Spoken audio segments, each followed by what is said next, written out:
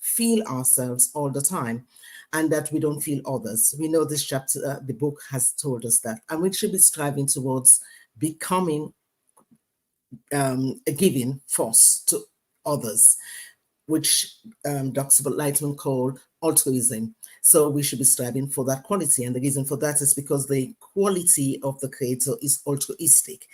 But this chapter, for me, when I was reading it, I realized that, you know what, it's the etiquette of how to interact with the Creator that I summarize it as. Because ultimately, it started off to say that for you to really interact with the Creator, you need to have some foundation understanding. And if you don't have this foundation understanding, you will never be able to interact with the Creator well, and you will misunderstand. You will be in a relationship with the Creator that is always conflict ridden. In fact, you and the Creator will be fighting all the time, and you don't even know you are the Creator fighting all the time.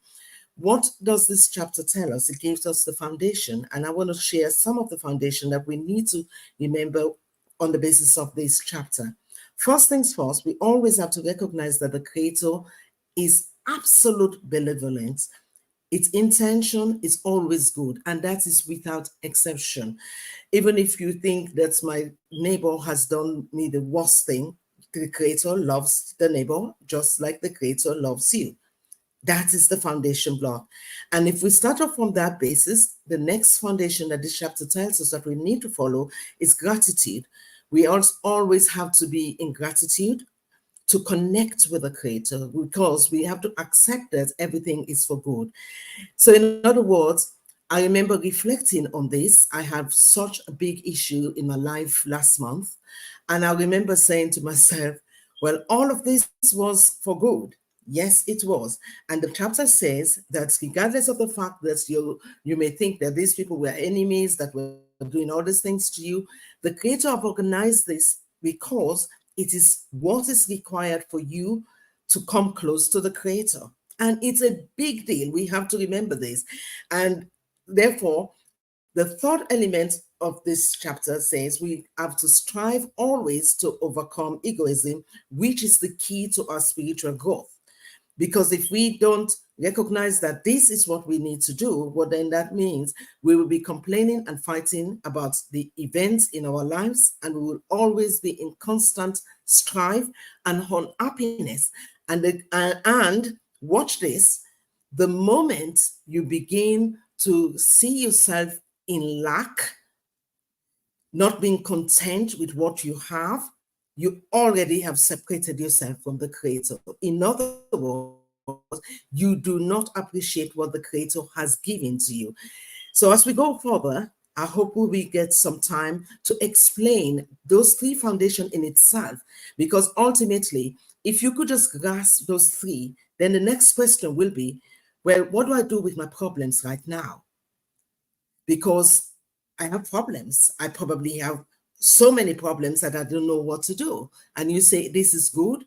Yes, it's good. And hopefully, by the time you cover this chapter, you will know what to do with your problems. Francis? Yeah, I will take it off from what you said about gratitude. Yeah, so he also says that one has to realize, or a person has to realize, that every situation that we find ourselves in, it doesn't matter what kind of situation, it has been put together by the Creator or is brought to us by the Creator. And so, in that respect, one has to show gratitude. And from gratitude, we have that premise to be able to ask for something more. In other words, if we do not show gratitude, and as Sheila said, we are stuck in lack, we just stuck there, then, we have no premise, we have no foundation to go on to ask the Creator for more. And then he goes on to say that the Creator receives pleasure by giving pleasure to us.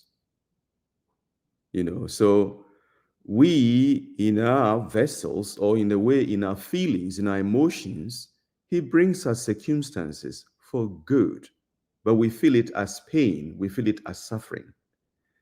But if we can perceive it as everything that he's doing for us is the best that can ever happen to us, then we can show gratitude. And from there, we can, in turn, give pleasure to the Creator because we are grateful for what He's doing for us. And then we can ask for more.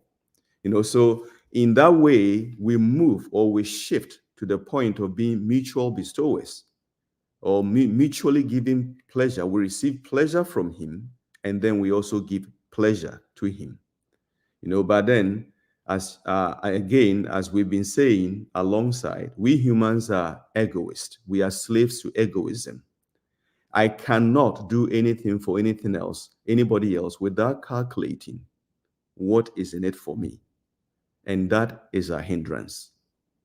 you know. I think I'll turn it over to Tuso at this level. Tuso? Thanks, Francis. For me, this chapter, I think it's the chapter that summarizes the entire book, how to actually attain the worlds beyond, because it's speaking of receiving for the sake of giving. So let's look at the thought of creation. In the beginning, the Creator, who's absolute giver, wants to delight all of his creations. And he created all of these creations, and now he's ready to delight us. But there's only one problem: we are not in the same form as him. We are not in equivalent form as him, because as Francis has said, we are born egoist. We all want to consume for ourselves from morning to night till night. But the only way for us to actually fulfill what Francis is saying, to actually become also giver, as the chapter says, is to receive for his sake, receive in order to give.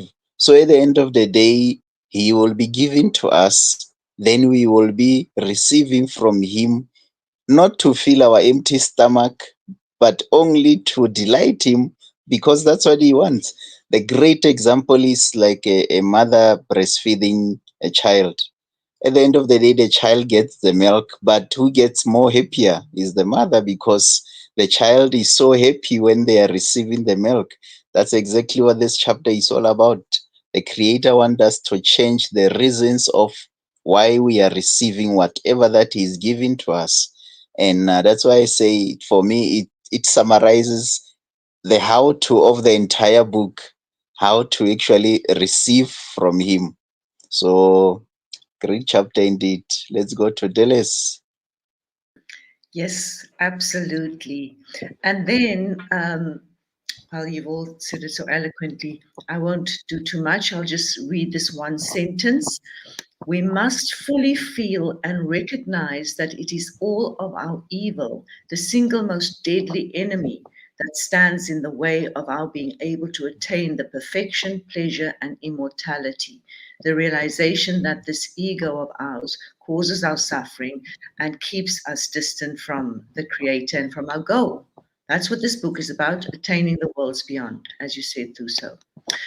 And then it goes on to talk a bit, of course, it talks about the three areas of how to look at that. There is one aspect where you're using your egoism because you want to get closer to the Creator. You want to be able to work towards that goal.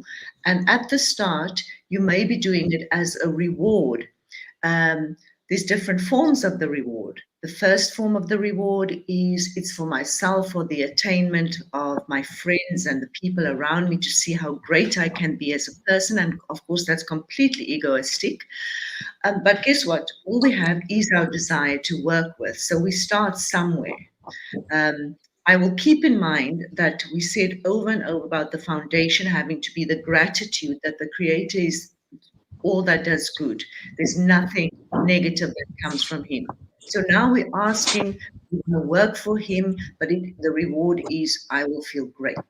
And then, of course, as you go through this process, this reading, this research, the studies, you may come to the point where you want to have the reward where the Creator will bestow upon you and you bring contentment to the Creator. But that still won't be quite enough. And I think I'm going to leave it over to Godfrey to give us the third bit. Godfrey, are you ready to take over for me? Yeah, thanks. There is. Good. And I'll continue with saying that we are always grateful to the Creator. In chapter pages 398, something beautiful happened there. He said, if with help from above, we're beginning to receive pleasure for our physical deeds, and in this we find happiness and our greatest reward. This state is known as giving for the sake of giving, without any expected reward. Our gratification comes only from having the ability to do something for the Creator. Again, once we have attained that spiritual level and we wish to give something to the Creator, it becomes apparent to us that the Creator desires only one thing, to give pleasure to us. Then we are ready to receive that pleasure because such is the will of the Creator. Actions of this nature are known as receiving for the sake of receiving. So all what we try to learn to attain his sequential form, to attain his nature, is to receive and then turn it out to our friends. We have to give, always learning to share. Every minute of our lives, all our intentions must be just sharing, giving. We receive and we give it out. We don't hold on. We limited our egoism. So I just want to summarize that again. There's the 3 points for me to clarify. The first one is where the reward is for myself. I feel great, etc. The second point is to get to that reward where the Creator will give me my reward of I'm doing work for him. But the third one is where the reward isn't anything other than the fact that I want to give. But to get to that point, my ego stands squarely there looking at me saying, what the hell do you think you're doing? Where's the reward? I cannot see the reward.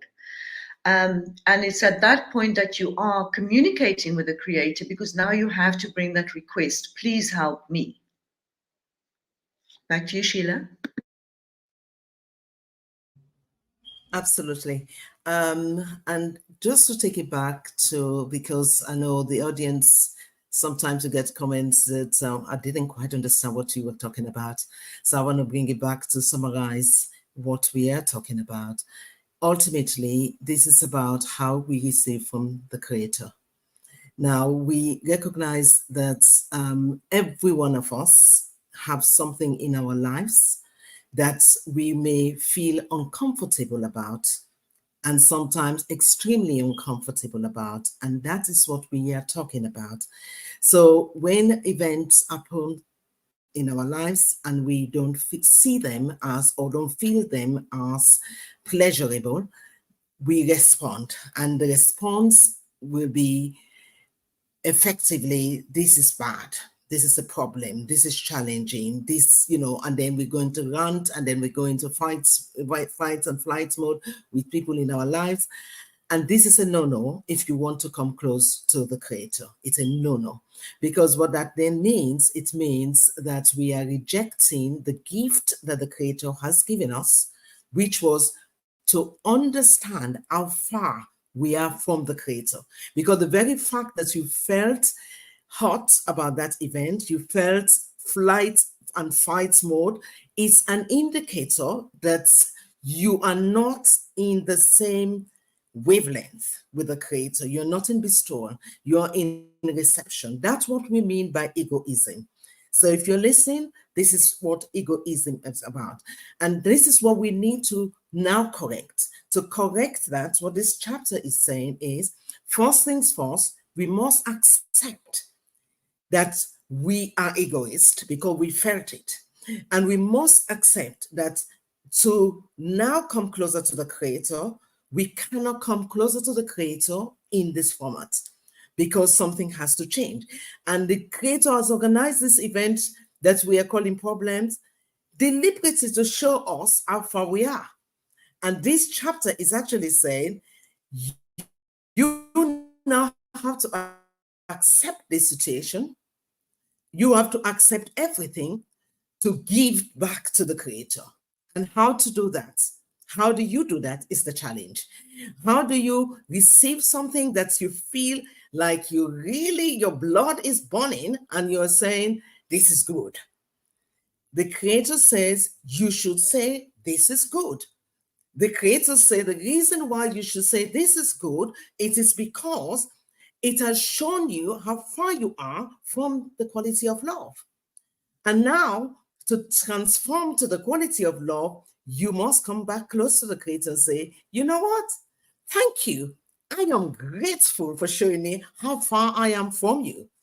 I am grateful for showing me this is the obstacle that I have to overcome. And I for have that to, reason, I am going to say to you, correct me.